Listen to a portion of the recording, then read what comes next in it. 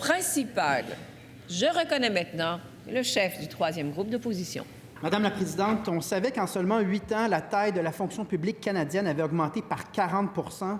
Or, ce matin, dans la presse, on apprend que la croissance, elle continue. On est désormais à 42 % d'augmentation. Concrètement, c'est une hausse de 109 000 fonctionnaires en seulement 8 ans. Au niveau des coûts, ça veut dire qu'on est passé de 40 milliards à plus de 60 milliards en coûts de fonction publique fédérale. Et les Québécois paient évidemment pour leur quote-part de ça.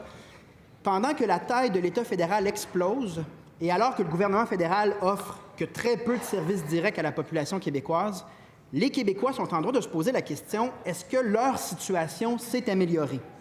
Je vais citer le directeur du budget fédéral qui s'exprime de la manière suivante, on ouvre les guillemets, « On constate que les services de la fonction publique se sont même détériorés et qu'ils ne semblent pas être tous au niveau de ce qu'on s'attendrait d'une fonction publique. » Donc, en clair, on a augmenté la taille de l'État par 42 % pour presque aucun service direct et les quelques services se sont détériorés. Et ce n'est pas le Parti québécois qui le dit, c'est le directeur fédéral du budget. Le premier ministre a fait sa carrière sur l'importance de mettre fin au gaspillage. Est-ce qu'il peut reconnaître que le Québec n'en a pas pour son argent dans le Canada? Est-ce qu'il peut donner raison au directeur du budget fédéral? Et est-ce qu'il peut reconnaître que son déficit historique de 11 milliards La serait réponse du premier ministre. Bon.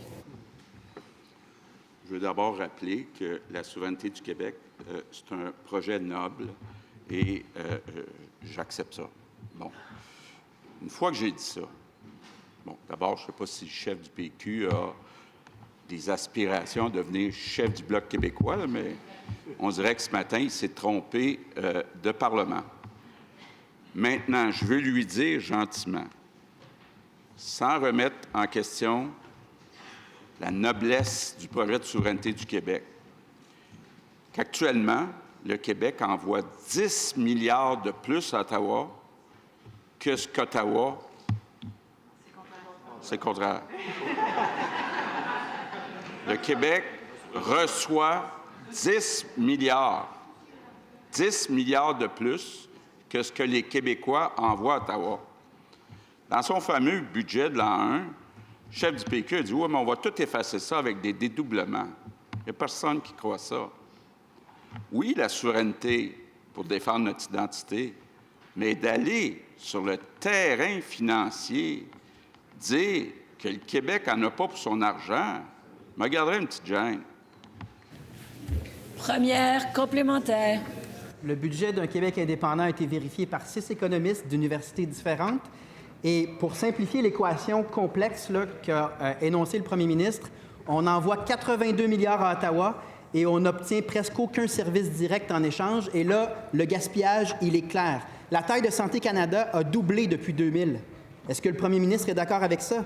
Revenu Canada, la CAQ proposait un seul rapport d'impôt.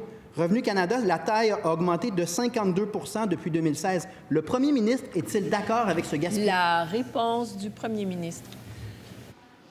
Madame la Présidente, quand j'ai préparé à l'époque les finances d'un Québec souverain, le Québec recevait 4 milliards par année de péréquation.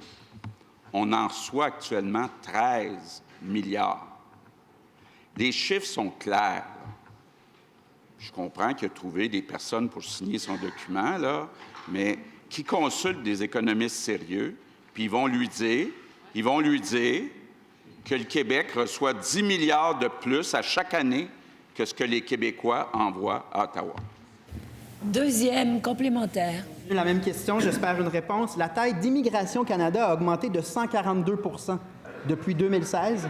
Tout ça pour se faire imposer au Québec une dérive idéologique fédérale. Est-ce que le premier ministre est satisfait?